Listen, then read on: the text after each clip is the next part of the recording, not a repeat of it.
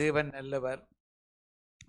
நாங்கள் கடந்த காலங்களாக தானியேல் புத்தகத்தை தியானித்து கொண்டு வருகின்றோம். இந்த தானியேல் புத்தகத்திலே 12 அதிகாரங்கள் இருக்கிறது. எத்தனை அதிகாரங்கள்? 12 அதிகாரங்கள் இருக்கிறது. இந்த 12 அதிகாரங்களில் தேவன் உலகத்திலே நடந்த காரியங்கள், இனிமேல் நடக்கப் போகின்ற காரியங்கள் எல்லாவற்றையும் விசேஷமாக எழுதியிருக்கின்றார். பழைய ஏற்பாட்டிலே தானியேல் புத்தகம், புதிய ஏற்பாட்டிலே வெளிப்படுத்தின சுவிசேஷம். இந்த ரெண்டும் கிட்டத்தட்ட ஒரே மாதிரியான சில காரியங்கள். ஆனால் வெளிப்படுத்தின புத்தகத்தை நாங்கள் இந்த புத்தகத்தை வாசித்து முடித்த பின்பு நாங்கள் வெளிப்படுத்தின சுவிசேஷத்தை போவோம். அதுவரையிலே இந்த வேதத்தில் இருக்கின்ற சில காரியங்களை பார்க்கின்ற அதிகமாக இந்த தானியேல் தீர்க்கதரிசி புத்தகத்தை அதிகமாக படிக்கிறார். எல்லாவற்றையும் படித்து கொண்டு வருவேன். மாதத்தில் ஒரு தடவையாவது அந்த தானியேல் புத்தகத்தை திரும்ப திரும்ப படிப்பேன். என்றால் அது திரும்ப திரும்ப படிக்கின்ற பொழுதிலே அதில் விசேஷமான காரியங்கள், மறைந்திருக்கின்ற ரகசியங்கள் எல்லாம் இருக்கிறது. அதை ஆண்டவர்களை வெளிப்படுத்துவராக இருக்கின்றார். அதனால்தான் வேதத்தை தியானிக்கிற மனுஷன் எப்படிப்பட்டவன்? பாக்கியவான். வேதத்தை தியானமாக இருக்கிறது. அங்கே 1ஆம் சங்கீதத்திலே பாருங்கள், நல்ல அழகாக எழுதப்பட்டிருக்கிறது. 1ஆம் சங்கீதத்திலே, துன்மார்க்கருடைய ஆலோசனையை நடவாமலும் பாவிகளுடைய வழியில் நில்லாமலும் பரியாசக்கார உட்காரும் இடத்தில் உட்காராமலும் கர்த்தருடைய வேதத்தில் பிரியமாயிருந்து இரவும் பகலும் அவருடைய வேதத்தை தியானமாயிருக்கிற மனுஷன் பாக்கியவான். அது மட்டுமல்ல, அவன் நீர்க்கால்கள் ஓரமாய் நடப்பட்டு தன் காலத்தில் தன் கனியை தந்து இலைதுரா மரத்தை போல் இருப்பான். அவன் எல்லாம் வாய்க்கும். அப்படியானால் வேதத்தை படிக்க படிக்க தியானிக்க தியானிக்க தியானிக்க அவருடைய வாழ்க்கை, சகோதரனுடைய வாழ்க்கையோ சகோதரியுடைய வாழ்க்கையோ யாருடைய எல்லாருடைய வாழ்க்கை அங்கே பச்சையான மரங்களைப் போல தழைத்திருப்பார்கள் என்று சொல்லி வேதத்திலே சொல்லப்படுகிறது. அதே போல இந்த இடத்துல பார்க்கின்ற பொழுதில், தானியேல் புத்தகத்திலே பார்க்கின்ற பொழுதில், தானியேல் யார் என்று சற்று நாங்கள் கடந்த காலங்களை பார்த்து கொண்டு வருகின்றோம். அவர் சிறைப்பிடிக்கப்பட்டவர், சிறையாக்கப்பட்டவர். இஸ்ரவேல் ஜனங்கள் சிறையாக கொண்டு வரப்படுகின்ற பொழுது யார் மூலமாக சிறையாக்கப்பட்டார்கள் என்றால், அங்கே எசேக்கியா மன்னன் மூலமாக அவர் செய்த தப்பிதங்களாலே அந்த ஜனங்கள் எல்லாரும், அது மட்டும் அந்த ஜனங்களும் பாவம் செய்ததனாலே அவர்கள் எல்லாரும் சிறைப்பட்டு வருகின்றார்கள். சிறைப்பட்டு வருகின்ற பொழுது தானியேலும் அவருடைய நண்பர்களும் ஒருவராக இருக்கின்றார்கள். அவர்களை தேவன் உயர்த்துகிறவராக இருக்கின்றார். வேதத்தில் இன்னும் பார்க்கின்ற பொழுதிலே, ஆதியாகம புத்தகத்துக்கு பின்னாக பார்க்கின்ற பொழுதிலே யோசேப்பு போய் சிறைப்பட்டு போயிருக்கின்றார். அங்கே அடிமைப்பட்டிருக்கின்றார்கள். அடிமைப்பட்டிருக்கின்ற பொழுதிலே தானியேல் உண்மையுள்ளவனாக இருந்த, அதாவது யோசேப்பு உண்மையுள்ளவனாக இருந்தபடினாலே ஆண்டவர் அதிகாரியாக மாற்றிவிட்டார் அந்த தேசத்திலே. அதே போல இந்த இடத்திலும் பார்க்கின்ற பொழுதிலே தானியேல் போகின்ற வேளையிலே தானியேல் தேவனுக்கு பயப்படுகிற மனுஷனாக இருந்தபடினாலே அங்கே தானியேல் எப்படி வருகின்றாராம்? அவர் அங்கே 3ஆம் ஸ்தானத்திலே இருக்கின்றார். 3ஆம் ஸ்தானத்தில் இருக்கின்றார். நேச்சாருடைய காலத்திலே 1வது அதிகாரியாக இருக்கின்றார். அதுக்கு பின்னாக அவருடைய மகனுடைய நேபுகாத்நேச்சார் என்கின்ற அவருடைய அரசாட்சியிலே அங்கே அவர் இருக்கின்றார். அடுத்ததாக தரிசு ஆண்ட இந்த நாட்கள், இப்போ பார்க்க போகிறது தரிசு ஆளுகிற நாட்களிலே அங்கே தானியேல் 3வது அதிகாரியாக 3ஆம் ஸ்தானத்திலே, அதாவது 3ஆம் தலைமுறை போல அங்கே இருக்கின்றார். முதல் ராஜா, 2வது ராஜா, 3வது ராஜா தரிசு ராஜா. அவருடைய காலத்திலும் கூட தானியேல் என்ன செய்கிறார்? அதிகாரியாக இருக்கிறதை குறித்து பார்க்க போகின்றோம்.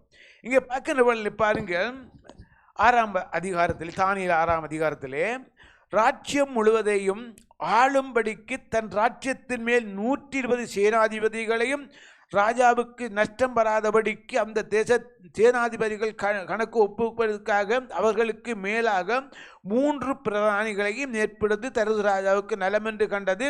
இவர்களில் தானியேல் ஒருவனாயிருந்தான். அல்லேலூயா.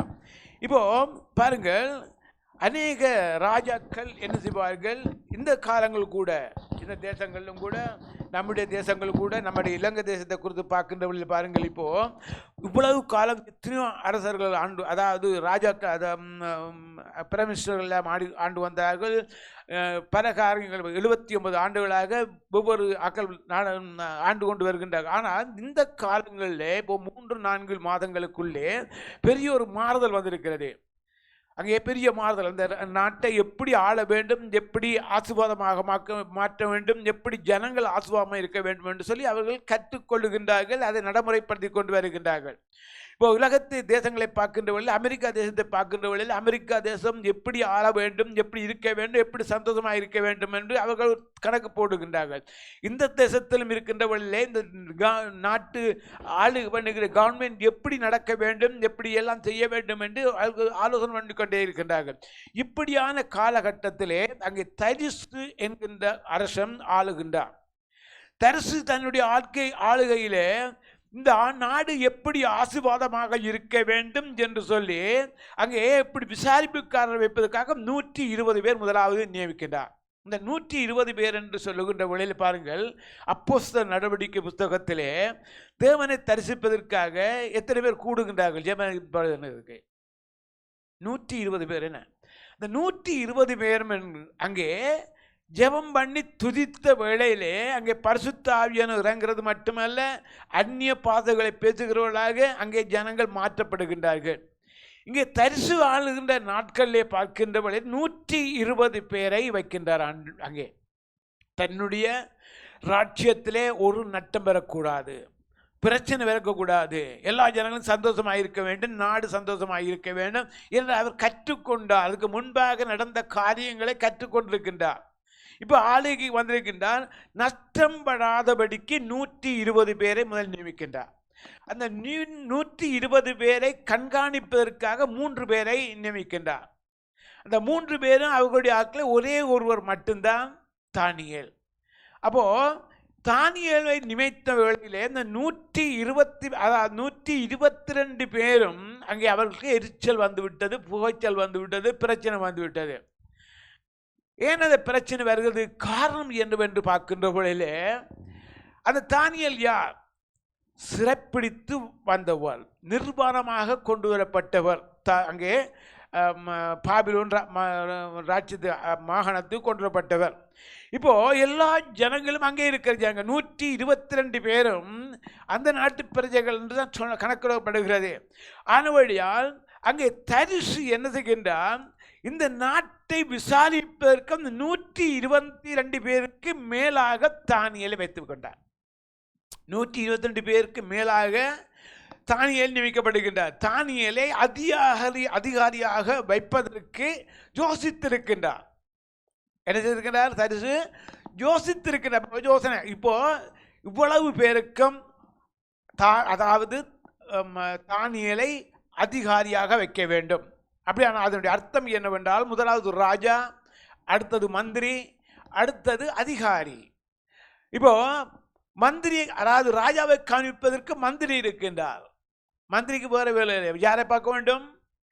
ராஜாவை மட்டும் பார்க்க வேண்டும். இப்போ அதிகாரி எதற்காக வைக்கப்படுகிறது? உலகத்து அதாவது அந்த நாட்டில் ஆளுகிற ஜனங்களை பார்க்க வேண்டும். அந்த 122 பேருக்கு மேலாக ஒருவர் நியமிக்கப்பட வேண்டும். அவருடைய கையில் தான் பொறுப்பு இருக்கிறது, ராஜ்யம். இந்த பொறுப்பை கொடுத்த உடனே இப்ப மிகுதியான 122 பேருக்கும் பொறாமை வந்துவிட்டது. இவரை எப்படியாவது அழிக்க வேண்டும், கொலை செய்ய வேண்டும். யாரை? தானியேலை. இப்போ தரிசு என்ன நோக்கத்துக்காக அவரை ஏற்படுத்தினார் என்று பார்க்கின்ற வழியில், வேதத்தை படித்து கொண்டு போகின்ற வழியிலே அது குறிக்கப்படுகிறது, தானியேலுக்குள்ளே ஒரு விசுவாசித்த ஆவி இருக்கிறது. என்ன ஆவி இருக்கிறது?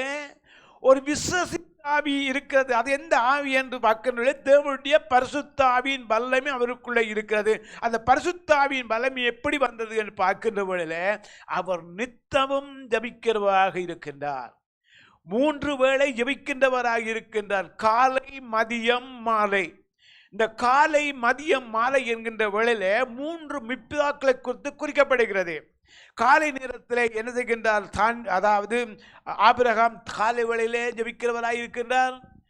அங்கே மாலை மத்தியான வேளையிலே யாக்கோபு ஜெபிக்கின்றவர்கள், மாலை மாலை நேரத்திலே அங்கே ஈசாக்கு ஜெபிக்கிறார்கள். 3 பிள்ளைகளும் 3 தேவ மனிதர்களும் 3 வேளை மாலை மதியம் மத்தியானம் அப்படியான 3 வேளை ஜெபிக்கிறதை இங்கே தானியேல் கற்றுக்கொள்ளுகின்றார். தானியேல் தன்னுடைய முற்பிதாக்களை கனப்படுத்துவது மட்டுமல்ல, அதுக்கு மேலாக தேவனை கனப்படுத்தி கொண்டு வருகின்ற வேளையிலே அவருக்குள்ள ஒரு விசுவாச ஆவி இருக்கிறது. அந்த ஆவி அவருக்குள்ளே இருக்கின்ற வேளையிலே அந்த ஆவியினாலே என்ன நடக்கிறது? தீர்க்க தரிசனங்கள் உரைக்கப்படுகிறது, சொற்பனங்கள் அங்கே வியாக்கியானம் பண்ணப்படுகிறது, நடக்க போகின்ற காரியங்கள், தீர்க்க தரிசன வரங்கள் எல்லாம் அவருக்கு கொடுக்கப்பட்டிருக்கிறது. அதனாலே அவர் பெரிய ஒரு விசுவசித்த ஆவி அவருக்குள்ளே இருக்கிறது என்பதை அங்கே தரிசு காண்கின்றார். அதனாலே அவரை நியமிக்கின்ற வேளையிலே ஆசீர்வாதமாக இருக்குவார்கள் என்று சொல்லி அங்கே அவரை நியமிக்கிறதுக்கு ஆயத்தமாகிறார்கள். இதனாலே இந்த 122 பேரும் என்ன செய்கின்றார்கள்? இந்த தானியேலை வளரவிடக்கூடாது. இந்த தானியேலை என்ன செய்யக்கூடாது? வளரவிடக்கூடாது. பாருங்க, ஒரு மனுஷனுடைய வாழ்க்கையில ஒரு ஆவிக்குரிய காலத்திலோ அல்லது ஒரு மனுஷனுடைய குடும்பம் நன்றாக தலை துவங்கி வருகின்ற வழியில அதுக்கு விரோதமாக பிசாசு ஒன்று கிரியை செய்வான். பிசாசு மட்டுமல்ல, பக்கத்து இனஞ்சனங்கள் கூட அவர்களை மட்டம் தட்ட வேண்டும், அவர்களை உயரவிடக்கூடாது, அவர்களை அழித்தே தீர வேண்டும், அவர்கள் நம்மை போல சாதாரணமாக ஜனங்கள் என்று இருக்க வேண்டும் என்று சொல்லி பிளான் பண்ணுவார்கள். அதே போல இந்த இடத்திலும் பிளான் நடக்கிறது. என்ன? அங்கே தானியேலை கொலை செய்ய வேண்டும் பார்க்கின்றார்கள். இந்த காரியங்களை பார்க்கின்றவர்கள் 120 பேரும் பார்க்கின்றார்கள். தானியேலை குற்றப்படுத்த முடியவில்லை. அவர்களுக்குள்ள என்ன இருக்கிறது? பொய் இல்லை, களவில்லை, உண்மையாக இருக்கின்றார். ராஜாவுக்கு உண்மையான காரியங்களை நித்தம் செய்து கொண்டே இருக்கின்றார். செய்கின்ற வழியிலே பார்க்கின்றார்கள், அன்று தினம் சுற்றி பார்க்கின்றார்கள். அங்கே அவரை எந்த ஒரு பிழையும் அவர்களை கண்டுபிடிக்க முடியவில்லை. அதனாலே ஒரே ஒரு பிழையை மட்டும் கண்டுபிடிக்க முடியும். இதே தேவனை ஆராதிக்கின்ற ஒரு காரியத்தில் குற்றப்படுத்த முடியுமே தவிர மற்ற எந்த காரியத்திலும் குற்றப்படுத்தவே முடியாது. பாருங்க, ஏன் இந்த காரியங்களை சொல்லுகிறேன் என்றால், சில வழியில் பாருங்க, நம்முடைய வீட்டில் நாம் ஜெபிக்க ஆரம்பிக்கின்ற வழியில் ஏதோ ஒரு பிரச்சனை வரும். ஏதோ ஒரு பிரச்சனை வரும். கனவுக்குள்ளே, மனைவிக்குள்ளே, பிள்ளைகளுக்குள்ளே, அந்த அந்நிய மூலமாக உள்ளுக்கே வரும் பிரச்சனைகள். ஏனென்றால் ஜெபிக்கின்ற வழியில் வேதம் சொல்லுகிறது, பேதுரு சொல்லுகின்றார், பிசாசானவன் கெச்சிக்கின்ற சிங்கம் போல எவனை விழுங்கலாம் என்று வீட்டை சுற்றி சுற்றி சுற்றி வந்து கொண்டே இருப்பான். ஆனால் ஆண்டவராக இயேசு கிறிஸ்து நமக்கு ஜீவனை உண்டாக்க வந்தவர், அவர் ஜீவனை கொடுக்க வந்தவர். அதனுடையால் ஜெபங்களுக்கு ஒரு நாளும் தடை வராதபடி பாதுகாக்க வேண்டும். அடுத்த ஆண்டவர் சொல்லுகின்றார், உங்களுடைய ஜெபங்களுக்கு நீங்கள் தடை வராதபடி, பவுல் அப்போஸ்தலன் சொல்லுகின்றபடி சொல்லுங்க, உங்களுக்கு ஜெபங்களுக்கு தடை வராதபடி நீங்கள் உங்களை காத்துக்கொள்ளுங்கள். ஹல்லேலூயா. இப்படியான காரியங்கள் அதிகமாக ஜெபம் பண்ண வேண்டுமா கண்டால் அதில் இன்னொரு வார்த்தை இருக்காங்க, உங்களுடைய அறை வீட்டுக்குள்ளே போய் கதவை பூட்டி விட்டு உள்ளுக்கு இருந்து ஜெபம் பண்ணுங்க. உள்ளுக்கு போய் ஜெபம் பண்ண போகின்ற விட செல்போனை மட்டும் வெளியில் வச்சுட்டு போங்க. என்ன செய்யுங்க? போய் அறைக்குள்ள ஜெபிங்க, ஆனால் செல்போனை வெளியில் வச்சு கூட்டிகிட்டு போங்க. அதாவது திருச்சபைக்குள்ள வருகின்ற வேலை செல்போனை ஓஃப் பண்ணிட்டு பாருங்க. வந்து ஜெபம் பண்ணுகின்ற வேளையில் அங்கே ஒரு பிரச்சனையும் உங்களுக்கு வராது, ஒரு ஆசீர்வாதம் பெறும். அதனுடைய பாருங்க, அங்கே என்ன நடக்கிறது? அறை வீட்டுக்கு பூட்டி விட்டு அங்கே ஜெபம் பண்ணுங்க. இப்படியாக தானியேல் பார்க்கின்ற தானியேல் 3 வேளையில் இருக்கின்றார். அரண்மனையில் வேலை செய்து இருக்கின்றார். நேரம் வந்தவுடனே, காலை நேரம் வந்தவுடனே எல்லாவற்றையும் விட்டுட்டு மேல் வீட்டுக்கு ஓடுவார். மேல் வீட்டில் போய் ஜெபம் பண்ணிக்கொண்டே இருப்பார். ஜெபம் முடிந்தவுடனே வருகின்றார். இதை கவனித்துக் கொண்டே இருக்கிறார். 122 பேரும் கவனித்துக் கொண்டே இருக்கின்றார்கள். தானியேல் என்ன செய்கின்றார்? இவருக்குள்ள விசுவாசித்த ஆவி இருக்குது, இவரை எப்படியாவது அழிக்க வேண்டும். மத்தியான வேளை வந்து விட்டது. தானியேல் என்ன செய்கின்றார்? சாப்பாட்டைக்கு ஓடவில்லை, சாப்பாட்டு மேதைக்கு ஓடவில்லை. எங்கே ஓடுகின்றார்? மேல் வீட்டறைக்கு ஓடுகின்றார். சாயங்காலம் வேளை வந்து விட்டது. சாயங்கால வேளையில் யார் ஜெபித்தவர்? சாயங்கால வேளையில் யார் ஜெபிக்கிறவர்? ஈசாக்கு. சாயங்கால வேளையிலே அவர் ஜெபம் பண்ண தியானம் பண்ண போகின்ற வேளையில் ரெபெக்காள் வருகின்றார். ரெபெக்காள் வருகின்ற வேளையிலே அங்கே வருகிற யார் விழித்து ஜெபம் பண்ணிவிட்டு வெளியிலே வருகின்ற வேளையில் அங்கே ரெபெக்கா கேட்கின்றார் ஒட்டகத்திலிருந்து, யார் அங்கே வருகிறவர்? அவர் தான் உன்னை திருமணம் செய்ய போற உன்ன சொன்ன வார்த்தையிலே உடனே ரெபெக்காள் இறங்கி வந்து அங்கே வணங்குகின்றார். பாருங்கள், சாயங்கால வேளையிலே ஈசாக்கு ஜெபம் பண்ணி தியானம் பண்ணி வருகின்றார். இந்த தியானம் சாயங்கால வேளை வந்த உடனே என்ன செய்கின்றார்? தானியேல் ஓடுகின்றார். எங்கே ஓடுகின்றார்? மேல் வீட்டுக்கு அறைக்கு ஓடுகின்றார். ஓடி போய் என்ன நடக்கிறது? மேல் வீட்டுக்கு அறை கதவை திறந்து விட்டு எதை பார்த்து ஜெபிக்கின்றார்? எதை பார்த்து ஜெபிக்கின்றார்? தேவனை அல்ல. முதலாவது தேவன் கட்டியிருக்கிற எருசலேம் தேவாலயத்தை நோக்கி அங்கே ஜெபம் பண்ணி கொண்டே இருக்கின்றார். அதுக்கு ஒரு அர்த்தம் இருக்கிறது வேதத்திலே. அங்கே தானியேல் தன் கதவை திறந்து பலனியை திறந்து விட்டு எருசலேம் தேவாலயத்துக்கு நேராக தன் கண்களை எடுத்து ஜெபித்துக் கொண்டே இருக்கின்றான். அதுக்கு முன்பாக சில காரியங்களை நான் சொல்ல ஆசைப்படுகின்றேன். தன்னுடைய ஆவியானவர் வெளிப்படுத்துகின்ற காரியங்கள் என்னவென்றால், சாலேமோன் ராஜா ஆலயத்தை கட்டுகின்றார், தேவாலயத்தை கட்டுகின்றார். எருசலேம் தேவாலயத்தை கட்டிவிட்டு ஒரு நாள் ஜெபிக்கின்றார். ஆலய பிரசித்தி பண்ண போவதற்காக ஜெபிக்கின்றார். அதில் ஒரு தீர்க்க தரிசனமான ஒரு வார்த்தையை சொல்லுகின்றார். என்ன? ஆண்டவரே, என்னுடைய ஜனங்கள், இந்த இஸ்ரவேல் ஜனங்கள் ஒரு நிலையிலே சிறைப்பட்டு அந்நிய தேசங்களுக்கு போய் அந்த அந்நிய தேசத்திலே இருந்து இந்த எருசலேம் தேவாலயத்துக்கு நேராக ஜெபர்கள் ஏறெடுக்கின்றார்கள், ஜெபம் பண்ணுகின்றார்களோ அவருடைய ஜெபத்தை நீர் கேட்க வேண்டும் என்று சொல்லி அங்கே சாலேமோன் ராஜா தேவனுக்கு முன்பாக அறிக்கை பண்ணி கொண்டே இருக்கிறார், ஜெபம் பண்ணி கொண்டே இருக்கின்ற வேளையிலே அந்த ஜெபத்தை ஆண்டு கேட்கிறார். ஆண்டவர் சொல்லுகின்றார், உன்னுடைய ஜனங்கள், இந்த இஸ்ரவேல் ஜனங்கள் எந்த தேசத்திலிருந்து ஜெபித்தாலும் இந்த ஜெபத்தை நான் கேட்பேன் என்று வாக்குறுதி கொடுத்து விட்டார். அதனால்தான் அங்கே தானியேல் என்ன செய்கின்றார்? இந்த வார்த்தைகள் எல்லாவற்றையும் அறிந்தவர் தானியேல் என்ன செய்கின்றார்? எருசலேமிலே, அதாவது பாபிலோன் நாட்டிலே இருந்து கொண்டு அந்த தேசத்திலே இருந்து அங்கே மேல் வீட்டிலிருந்து பலகனியை திறந்து விட்டு எருசலேம் தேவாலயத்துக்காக ஜெபிக்கின்றார். அந்த ஜெபம் என்ன ஜெபம் என்றால், ஆண்டவரே, இந்த ஜனங்கள் எல்லாரும் சிறைப்பட்டு பாபிலோனில் இருக்கின்றார்களே, இந்த ஜனங்கள், இஸ்ரவேல் ஜனங்கள் எல்லாரும் பாபிலோனில் சிறைப்பட்டு இருக்கின்றார்களே, இந்த சிறையிருப்பை மாற்ற வேண்டும் ஆண்டவரே. சிறைப்பட்டிருக்கின்றார்கள். ஏனென்றால் சாலேமோன் ஜெபித்தவளே, இந்த ஜனங்கள் சிறைப்பட்டு ஒரு நாள் போவாக. சிறைப்பட்டு இருக்கின்ற வேளையிலே அந்த தேசம் எந்த தேசமாக இருந்தாலும் அந்த தேசத்திலும் ஜெபிக்கிற ஜெபங்களை கேட்க வேண்டும் ஆண்டவரே. கேட்டு அந்த சிறையிருப்பை மாற்றி மீண்டுமாக இந்த எருசலேமுக்கு கொண்டு வேண்டும் என்று சொல்லி ஜெபித்திருக்கின்றார். ஆண்டவர் கேட்டார். அவர் கேட்கிற தேவன், ஒரு நாளும் கைவிடுகிற தேவன் அல்ல. ஜெபங்களை தள்ளாத தேவன் என்றால் நம்முடைய ஆண்டவராக இயேசு கிறிஸ்து ஒருவர் மட்டும்தான். நீ எதை கேட்டாலும் தேவன் ஜெபத்தில் எதை கேட்கிறோ எல்லாவற்றையும் பெற்றுக்கொள்வீர்கள் என்று சொல்லி வேதம் சொல்லுகிறது. இந்த இடத்துல பார்க்கின்ற வழியிலே தானியேலை குற்றப்படுத்த வேண்டும். எதிலே குற்றப்படுத்த வேண்டும்? இந்த ஜெபத்தை, ஆண்டவரோடு இருக்கின்ற காரியத்திலே குற்றப்படுத்த வேண்டும் என்று இந்த 122 பேரும் பிளான் பண்ணி என்ன செய்கின்றார்கள்? ஒரு நாள் தர்சீஸ் எழுதுகின்றார்கள், ஒரு நிருபத்தை எழுதுகின்றார்கள். நிருபத்திலே சொல்லப்படுகிறது, அங்கே தர்சீசுக்கு சொல்லுகின்றார்கள், இங்கே அரசனே, இந்த இடத்து 1 மாசம் வரை உம்மை தவிர யாராவது வேறு தேவர்களையோ தெய்வங்களையோ அல்லது மனிதர்களையோ வணங்கக்கூடாது. அப்படி வணங்கினால் சிங்கக்கபிலே போடப்பட வேண்டும் என்று சொல்லி அங்கே நிருபத்தை, அதாவது தர்சீஸ் எழுதப்படுகிறது. எழுதி கொண்டு போய் ராஜாவிடம் ஒப்படைக்கப்படுகிறது. ராஜா கையெழுத்து வைக்கின்றார். அதாவது அங்கே முத்திரை போடப்பட்டு அங்கே எழுதப்படுகிறது. முடிந்து விட்டது. இப்போ பார்க்கின்றார்கள், எல்லாம் சந்தோஷம். எல்லாருக்கும் 122 பேருக்கு நல்ல சந்தோஷம். தானியேலை அகப்படுத்த வேண்டும், தானியேலை இல்லாம பண்ண வேண்டும், தானியேல் அதிகாரியாக இருக்கக்கூடாது, எங்களை ஆளக்கூடாது. அவர்கள் போட்ட கணக்கு. ஆனால் தேவன் கணக்கு வைத்திருக்கின்றார்.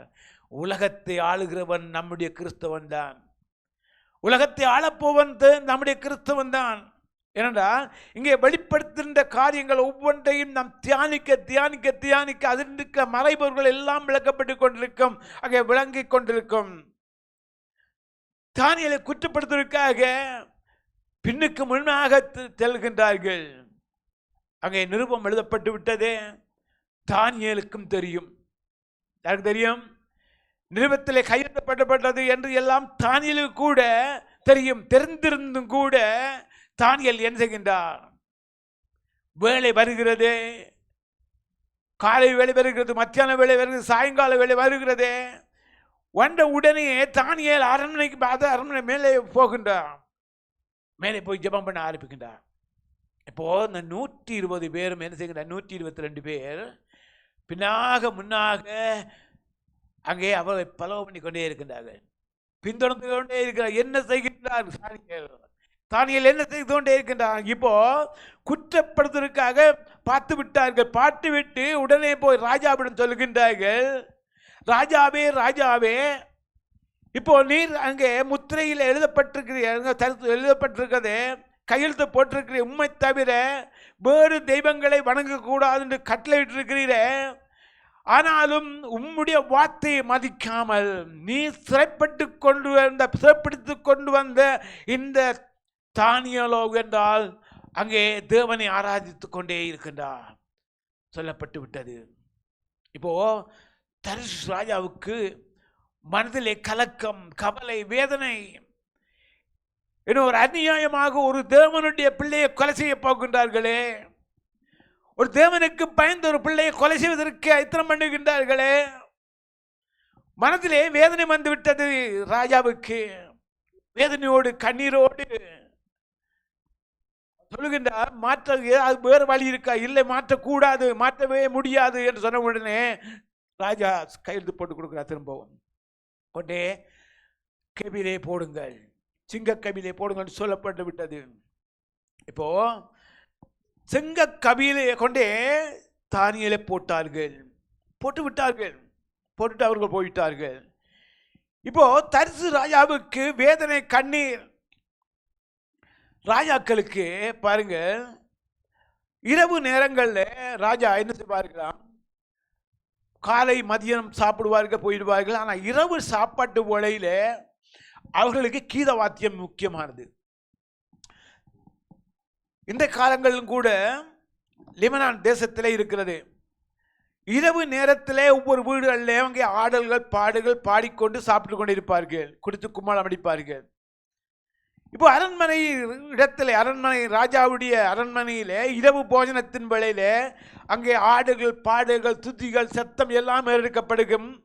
ஆனால் அன்றைக்கு மட்டும் தர்ஷீஸ் ராஜா சொல்றார், எனக்கு முன்பாக கீத வாத்தியங்கள் ஒன்றுமே வரக்கூடாது, யாருமே பாடல் பாடக்கூடாது, ஒன்றுமே செய்யக்கூடாது. ஏனென்றால் அவருடைய உள்ளத்திலே மனதிலே வேதனை வந்து விட்டதே. ஏனென்றால் என்னுடைய இந்த ராஜ்யங்களுக்கு ராஜ்யத்துக்கு ஒரு நல்ல ஒரு மகனை நான் தெரிந்து கொண்டேன். அந்த மகன் தேவனுக்கு பயந்த மகன், ஒரு நல்ல விசுவாசித்த ஆவி அவனுக்குள்ள இருக்கதே. அப்படிப்பட்ட மகனை கொலை செய்வதற்கு இவர்கள் எத்தனை பண்ணிவிட்டார்கள் சொல்லி மனதிலே வேதனையோடு கண்ணீரோடு இருக்கின்றார். கண்ணீரோடு இருக்கின்றவளை ஒரு வார்த்தை சொல்லுகின்றார் பாருங்க. அப்பொழுது 16வது வசனம், 6ஆம் அதிகாரம் 16வது. அப்பொழுது ராஜா கட்டளையிட்டவர்கள் தானியேலை கொண்டு வந்து அவனை சிங்க கபிலே போட்டார்கள். ராஜா தானியேலை நோக்கி, நீ இடைவிடாமல் ஆராதிக்கும் தேவன் உன்னை தப்பிப்பார் என்றார். யார் சொல்லுகின்றார்? ராஜா சொல்லுகின்றார், தானியேலே, நீ இடைவிடாமல் ஆராதிக்கின்ற, இடைவிடாமல் யாருக்கு சொல்கின்றார்? தேவனுடைய பிள்ளைகளுக்கு. ஏன் சொல்லுகின்றார்? வேலை, இதோ திடீரென்று வேலை வந்து விட்டோன்னே ஜெபம் இல்லை. எங்க இருப்பார்கள்? வேலை ஸ்தலத்தில். கொண்டாட்டம் இருக்கிறது. கொண்டாட்டம் வந்த உடனே ஆராதனைகளை போடுவார்கள். வெற்றிப்பில்லை. பாருங்க, தேவனுடைய சமூகத்தை நித்தமும் தேட வேண்டும், தேவனை சொல்லிக்க வேண்டும், தேவனை பாட வேண்டும். அங்கே சொல்லுகின்ற ஆண்டவருடைய வார்த்தைப்படி தர்ஷீஸ் ராஜா சொல்லுகின்ற ஒரு வார்த்தை, ராஜாவே தானியேலை நோக்கி, நீ இடைவிடாமல் அழைத்து கொண்டு வருகின்ற ஒரு நாள் கூட. அப்ப தர்ஷீஸ் ராஜாவுக்கு தெரியும் தானியேல் என்ன சொல்லி கொண்டே இருக்கின்றார்.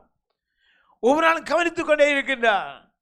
ராஜா கவனிக்கின்றார், மற்ற பிரதானிகளும் 122 பேரும் கவனித்துக் கொண்டே இருக்கின்றார்கள். தானியேல் என்ன செய்கிறார்? அதிலே மற்றவர்கள் அங்கே இருந்தவர்கள் சந்தோஷப்படவில்லை. ஆனால் தரிசு ராஜா மட்டும் சந்தோஷப்படுகின்றார், வேதனைப்படுகின்றார். ஒரு புறம் சந்தோஷம், ஒரு புறம் பயங்கரமான வேதனை. வேதனையில் மத்தியிலும் வந்து சொல்கின்றார், தானியேலே நீ இடைவிடாமல் நான் கவனித்துக் கொண்டு வருகின்றேன். நீ ஒவ்வொரு நாளும் 3 வேளை ஜெபித்துக் கொண்டு வருகின்ற, ஒரு நாள் கூட இடைவிடவில்லை. வியாதி நேரத்திலும் கூட, பிரச்சனை நேரத்திலும் கூட, கஷ்டங்கள் நேரத்திலும் கூட, உனக்கு தடை இருந்தும் கூட, உனக்கு உயிருக்கு ஆபத்து இருக்கிறதும் கூட தெரிந்து கொண்டு நீ என்ன செய்கின்றாய்? இடைவிடாமல் ஆராதித்துக் கொண்டிருக்கிற உன் தேவன் உன்னை தப்புவிக்க வல்லமுள்ள தேவனாக இருக்கின்றார். நம்முடைய வாழ்க்கையில வியாதியோ பிரச்சனையோ பிறக்க என்ன காரியமாக இருந்தாலும் நம்முடைய வாழ்க்கையில நாம் இடைவிடாமல் ஆராதிக்க வேண்டும் தேவனை. ஒரு கல் கவியினுடைய வாசல் மேல் கொண்டு வந்து வைக்கப்பட்டது. தானியேலை பற்றிய தீர்மானம் மாற்றப்படாதபடிக்கு ராஜா தன் மோதிரத்தினாலும் தன் பிரபுக்கள் மோதிரத்தினாலும் அதில் முத்திரை போட்டான். பின்பு ராஜா தன் அரண்மனைக்கு போய் இரா முழுவதிலும் போஜனம் பண்ணாமலும் கீதபாத்திய முதலானவைகளை தனக்கு முன்பாக வரவிட்டாமலும் இருந்தான். அவனுக்கு நித்திரையும் வராமல் போயிற்று. யாருக்கு? ராஜாவுக்கு. மற்ற 122 பேரும் சந்தோஷம் பாடுகின்றார்கள். சந்தோஷம் அவர்களுக்குரிய வாழ்க்கையில் சந்தோஷம். ஏனென்றால் இன்று இரவு தானியேலுடைய கதை முடிந்து விட்டது, அவர் மரிக்கப் போகின்றார். ஆனால் ராஜாவோ வேதனை, நித்திரை அடையவில்லை, நித்திரை கொள்ளவில்லை, தூங்கவில்லை, கண்ணீரோடி படுத்திருக்கின்றார். காலமே கிழக்கு விழிக்கும் போது அதிகாலையில் எழுந்து ராஜா எழுந்திருந்து சிங்கங்களின் கபிக்கு தீவிரமாய் போகின்றான். ராஜா எனக்கு தீவிரமாய் சென்று கொண்டே ஓடி போகின்றான். 20வது வருஷம் சொல்லுகிறது, ராஜா கபியின் கிட்ட வந்தபோது துயர சத்தமாய், சத்தம் போடவில்லை, எப்படி துயர சத்தம். துயர சத்தம் என்றால் பாருங்க, ஒரு தாய் தன்னுடைய பிள்ளை மரித்து போனாலோ அல்லது தன்னுடைய கணவன் மரித்து போனாலோ அல்லது கணவன் மனைவி மரித்து போனாலோ எப்படி சத்தம் போட? ஒரு துயரமான சத்தம், கண்ணீர் ஒன்று அடி ஆழத்தில் இருந்து வருகின்ற ஒரு துயரமான சத்தத்தை இங்கே ராஜா கபி கிட்ட வந்தபோது துயர சத்தமாய் தானியேலை கூப்பிட்டு, தானியேலே ஜீவனுள்ள தாத்தனே, நீ இடைவிடாமல் ஆராதிக்கிற தேவன் உன்னை சிங்கங்களுக்கு தப்பிக்க வல்லவராய் இருந்தாரா என்று தானியேலை கேட்டார். யார் கேட்டார்? சிங்கங்கள் உன்னை சேதப்படுத்தவில்லையா? பேதுரு சொல்கிறார், சிங்கங்கள் கெச்சிக்கின்ற சிங்கம் போல எவனை பிசாசானவன் கெச்சிக்கின்ற சிங்கம் போல எவனை விழுங்கலாம் என்று சுற்றி வகதெடுத்திருக்கின்றான். இங்கே சொல்லப்படுகிறது, சிங்கங்கள் தப்பிவித்தார் ஆண்டவர். பிசாசு வந்திருக்கின்றான் தானியேலை கொலை செய்வதற்கு. ஆனால் தேவனோ தானியேல் தூக்க வல்லவராக இருக்கின்றார். சொல்லுகின்றான், நீ ஆராய்க்கும் தேவன் உன்னை சிங்கங்களுக்கு தப்பிக்க வல்லவராக இருந்தாரோ என்று தானியேல் கேட்டார். அப்பொழுது தானியேல், ராஜாவே நீ என்றும் வாழ்க, சிங்கங்கள் என்னை சேதப்படுத்தாதபடிக்கு தேவன் தம்முடைய தூதனை அனுப்பி, யார் அனுப்பிட்டாராம் ஆண்டவர்? தன்னுடைய தூதனை அங்கே ராஜாவுக்கு மட்டிலே தானியேல் சிங்க கபியிலே இருக்கின்றான். சிங்க கபியிலே யார் இருக்கின்றார்? தானியேலுக்கு பக்கத்திலே தூதன் இருக்கின்றார். தூதனுக்கு தெரியும், தூதனை குறித்து சிங்கங்களுக்கு தெரியும், மிருகங்களுக்கு தெரியும், மற்றவர்களுக்கு தெரியாது. ஏனென்றால் பாருங்கள், கழுதையை கூட தெரியும். தன்னுடைய தூதன் பிலியாம் வருகின்ற வழியிலே பிலியாமை கொள்வதற்கு தேவதூதன் வருகின்றார். வருகின்ற வழியிலே கழுதை ஓடுகின்றது, சின்னாபின்னப்பட்டு ஓடுகிறது. அடிக்கிறார், அடித்து அங்கே கழுதை மரித்து போகிறது. அதுக்கு பின்பாக அவனுடைய கண்களை திறக்கப்படுகிறது, தூதன் நிற்கிறது கண்டான். இங்கே சொல்லப்படுகிறது பாருங்க, சிங்கங்கள் என்ன சேதப்படுத்தாதபடிக்கு தேவன் தம்முடைய தூதனை அனுப்பி அவைகளின் வாயை கட்டி போட்டால் அது என்னவென்றால் அவருக்கு முன்பாக நான் குற்ற குற்றமற்றவனாய் காணப்பட்டேன். அதற்கு முன்னாக தேவனுக்கு முன்பாக நான் குற்றமற்றவனாக நடந்து கொண்டே இருக்கின்றேன். தேவனுடைய ராஜ்யம் வாய்ப்பேச்சில் அல்ல, செய்களினாலே இருக்க வேண்டும் என்று பவுல் அப்போஸ்தலன் சொல்கின்றார். தேவனுடைய ராஜ்யம் பேச்சில் அல்ல. நான் சிலவேளை நான் சொல்லலாம், நான் பரிசுத்தமானவன், நான் சுத்தமானவன், நான் பாவம் இல்லாதவன் சொல்லலாம். ஆனால் தேவன் சொல்ல வேண்டும், நீ பாவம் இல்லாதவன், நீ பரிசுத்தம் உள்ளவன், நீ தேவனோடு இருக்கின்றவன் என்று சொல்லி தேவன் சொல்ல வேண்டும். தேவனே சொல்லுகின்றார், என்ன, நான் குற்றமற்றவனாய் காணப்பட்டேன். ராஜாவாகிய உமக்கு முன்பாக நான் நீதிகேடு செய்ததில்லை. ராஜாவே, உமக்கு கூட நான் நீதி ஒரு கேடு நான் செய்யதாவனாக நான் தேவனுக்கு உண்மையுள்ளவனாக இருக்கின்றேன் என்று சொல்லுகின்றார். அப்பொழுது ராஜா தானியேல் தன்னில் மிகவும் சந்தோஷப்பட்டு தானியேலை கவியில் தூக்கிவிடச் சொன்னான். அப்படியே தானியேல் கவியிலிருந்து தூக்கிவிட்டான். அவன் தன் தேவன் பேரில் விசுவாசமாக இருந்தபடியால் அவனில் ஒரு சேதமும் காணப்படவில்லை. ஒரு சேதமும் காணப்படவில்லை, ஒரு பிரச்சனையும் இல்லை. எப்படி கவியிலே போடப்பட்டான் அப்படியே வெளியில வருகின்றார்கள். வழியிலே தானியேல் மேல் குற்றஞ்சாட்டிய மனிதனையோ என்றால் ராஜா கொண்டு வர சொன்னான். அவர்களையும் அவர்கள் குமாரரையும் அவர்கள் மனைவிகளையும் சிங்கங்கள் கவிலே போட்டார்கள். அவர்கள் கவியின் அடியிலே சேரும் முன்னே சிங்கங்கள் அவர்கள் மேல் பாய்ந்து அவர்கள் எலும்புகளெல்லாம் நொறுக்கி போட்டது. தானியேலுக்கு தேவன் காவல் போடுகின்றார். இங்கே தானியேலுக்கு தூதுவாது, அதாவது கொலை செய்வதற்கு எத்தனம் பண்ணவர்களுடைய குடும்பத்தை ஆண்டவர் அழிக்கின்றார். எப்படி? அவருடைய பிள்ளைகள், குடும்பம், அந்த சந்ததியை ஆண்டவர் இல்லாமல் அழித்து போடுகின்றார். எல்லாரும் கபீர் கிட்ட போகிறதுக்கு முன்பாகவே சிங்கங்கள் என்ன செய்கின்றது? அவர்களுடைய எலும்புகள் எல்லாவற்றையும் நொறுக்கி ஒருத்தர் கூட உயிராக வைக்கவில்லை. எல்லாரும் அங்கே கடிச்சு சாப்பிட்டு விடுகிறது. அருமையான தேவன் நம்முடைய ஆண்டவர். நான் உண்மை உள்ளவனை கர்த்தர் கண்ணோக்கி பார்க்கிற தெரிந்து கொள்கிறவராய் இருக்கின்றார். கர்த்தர் ஸ்தோத்திரம் உண்டாதாக. பின்பு ராஜாவாக தரிசு தேசமெங்கும் குடியிருக்க எல்லா ஜனங்களுக்கும் வியாதியாருக்கும் பாதைக்காரருக்கும் எழுந்தது என்னவென்றால், உங்களுக்கு சமாதானம் பெருக கடவுது. என் ராஜ்யத்தில் ஆலைக்குள்ள உள்ளவர்கள் யாவரும் தானியேலின் தேவனுக்கு முன்பாக நடுங்கி பயப்பட வேண்டும் என்று என்னாலே தீர்மானம் பண்ணப்படுகிறது. அவர் ஜீவனுள்ள தேவன். பாருங்க, ஒரு அந்த காலங்களில் ஒரு நாட்டிலே ராஜாவாகியவன் அவன் எந்த தெய்வத்தை வணங்குகின்றானோ அந்த நாட்டு ஜனங்கள் எல்லாரும் அதே தெய்வத்தை வணங்க வேண்டும். நேபுகாத்நேச்சார் ஆண்ட காலங்களில் அவர்கள் விக்கிரகாராதனைக்காரராக இருக்கின்றார்கள். விக்கிரகாரனைக்காரனாக இருக்கின்றான். அவருடைய மகன் நேபுகாத்நேச்சார் அவர் அங்கே விக்கிரகாரனைக்காரனாக இருக்கின்றான். தர்சு இருக்கின்றார், அவர் வந்து அரைகுறையாக இருக்கின்றார். ஆனால் இந்த காரியங்களை சம்பவத்தை பார்த்த உடனே முழுமையாக மனம் மாறி என்ன சொல்கின்றார்?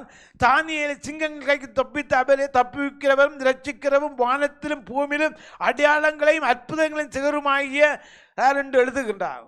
அவர் தான் அற்புதமான காரியங்களை செய்கிறார், அதிசயமான காரியங்களை செய்கிறார் என்று எழுதி அந்த நாடு முழுவதற்கும் அங்கே அனுப்புகின்றார். தரிசுவின் ராஜ்யபாரம் காலத்திலும் பெர்சியன் கோரசுடைய ராஜ்ய காலத்திலும் தானியேலின் காரியம் ஜெயமாக இருந்தது.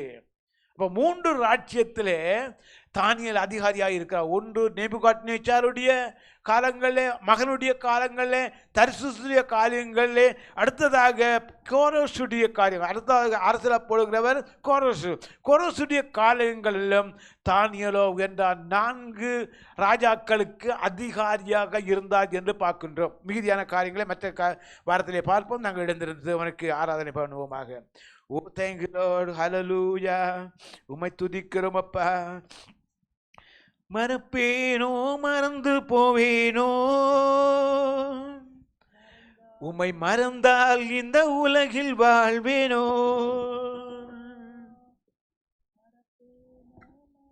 மறப்பேனோ மறந்து போவேனோ, உம்மை மறந்தால் இந்த உலகில் வாழ்வேனோ.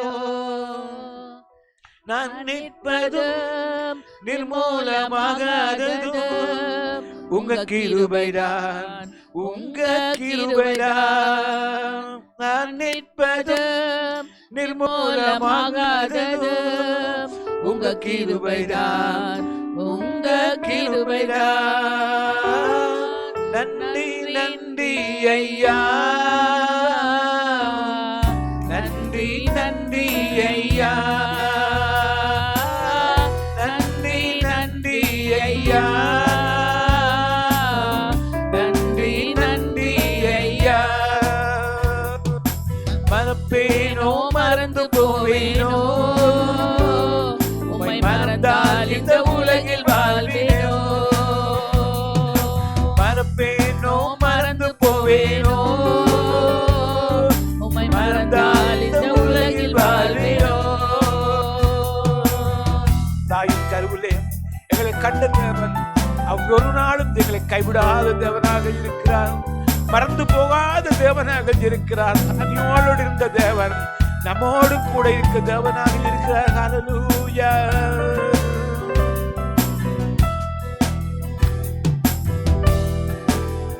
கருவினிலே கண்டவரே நல்லவரே உமக்கு நன்றி. கருவினிலே கண்டவரே நல்லவரே உமக்கு நன்றி.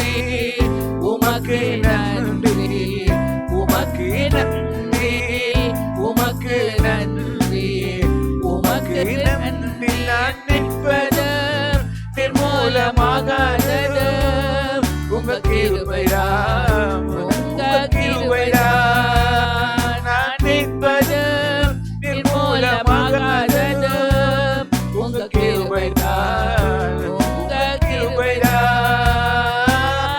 நன்றி நன்றி ஐயா, நன்றி நன்றி ஐயா, நன்றி நன்றி ஐயா, நன்றி நன்றி ஐயா. ஆண்டவரே, தாவலில் இருந்த தேவனப்பா, நம்முடைய வாழ்க்கையில இருக்கின்ற தாழ்வுகள் குறைபாடுகள் எல்லாவற்றையும் மாற்றுக தேவனாக இருக்கிற ஆண்டவரே. தானியேலை நேசித்த தேவன், தானியோடு கூட இந்த தேவன் ஆண்டவரே. சிங்கங்கள் கெபியிலிருந்து தப்பிவிக்கின்ற தேவன் அப்பா. இந்த நாட்கள் ஆண்டவரே உம்முடைய பிள்ளைகளை எல்லாவற்றையும் தப்பிக்க வல்ல தேவனாக இருக்கிறப்பா. உமக்கே துதிகர மகிமை.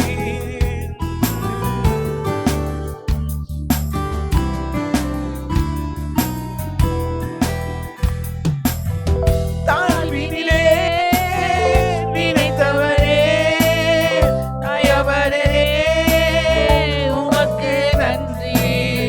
தாழ்வினிலே நினைத்தவரே தயவரே உமக்கு நன்றி. உமக்கு நன்றி, உமக்கு நன்றி, உமக்கு நன்றி, உமக்கு நன்றி. நான் நிற்பதும் நிர்மூலமாகாதது உங்க கிருபைதான், உங்க கிருபைதான். நான் நிற்பதும் நிர்மூலமாகாதது உங்க கிருபைதான், உங்க கிருபைதான். நன்றி நன்றி ஐயா, நன்றி நன்றி ஐயா, நன்றி நன்றி ஐயா, நன்றி நன்றி ஐயா. அதை மறப்பேனோ மறந்து போவேனோ, உம்மை மறந்தால் இந்த உலகில் வாழ்வேனோ. ஆண்டவரே, இந்த உலகத்திலே 1000 பேர் இருந்தாலும் ஆண்டவரே, நீர் உம்முடைய பிள்ளைகளை தெரிந்து கொண்டவனாக இருக்கிற ஆண்டவரே. நான் உன்னை விட்டு விலக மாட்டேன் என்று சொல்லி வாக்குறுதி கொடுத்த தெய்வம் அப்பா. இந்த நாட்களிலும் வந்திருக்கின்ற பிள்ளைகளை நீ விட்டு விலகாத தேவனாக இருக்கிற ஆண்டவரே. 1000 பேரில் சிறந்த தெய்வம் நீர் ஒருவர் ஆண்டவரே. 1000 பேரை வழிநடத்துவது தேவாதி தேவனாக இருக்கிற ஆண்டவரே. நீர் எங்களை விட்டு விலகாதவரும் எங்களை கைவிடாதவரும் தூக்கி நிற்கிற ஒரு மகள் இருக்கிறப்பா. உமக்கே துதிக மகிமை. ஹல்லேலூயா.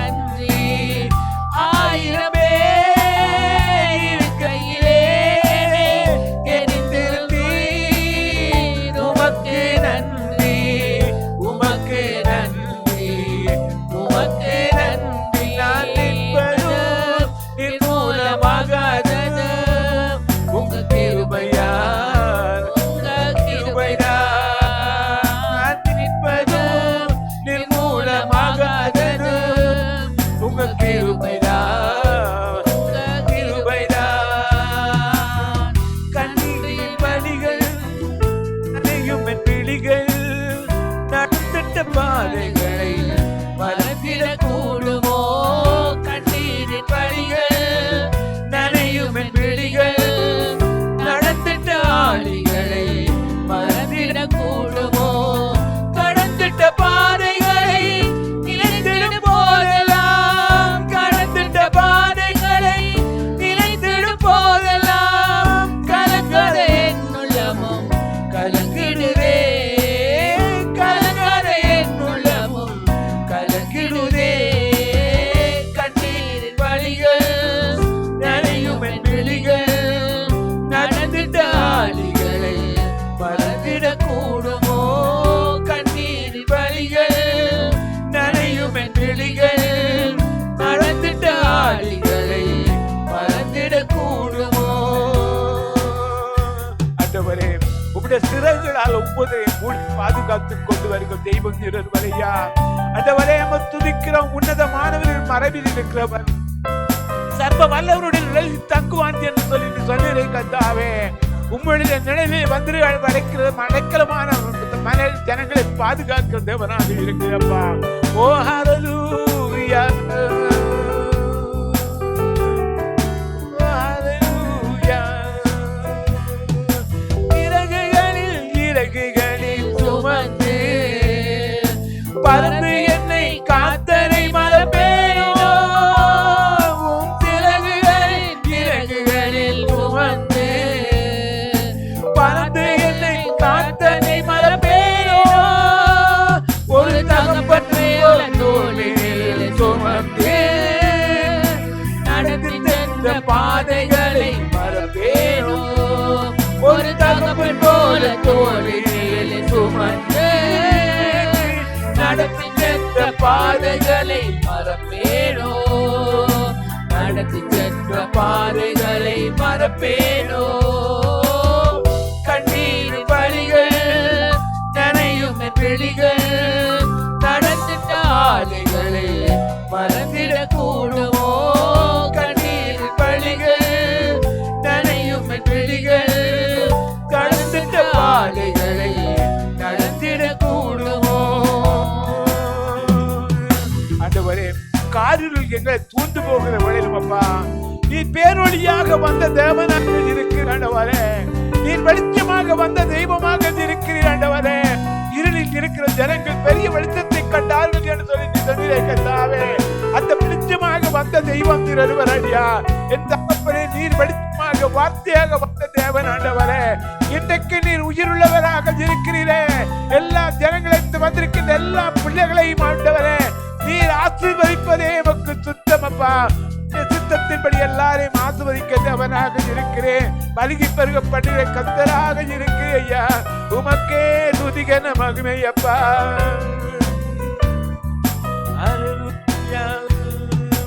காரிருள் என்னை சூழ்ந்த போது பேரொளியாய் நின்றதை மறப்பேனோ? காரிருள் என்னை சூழ்ந்த போது பேரொளியாய் வந்ததை மறப்பேனோ?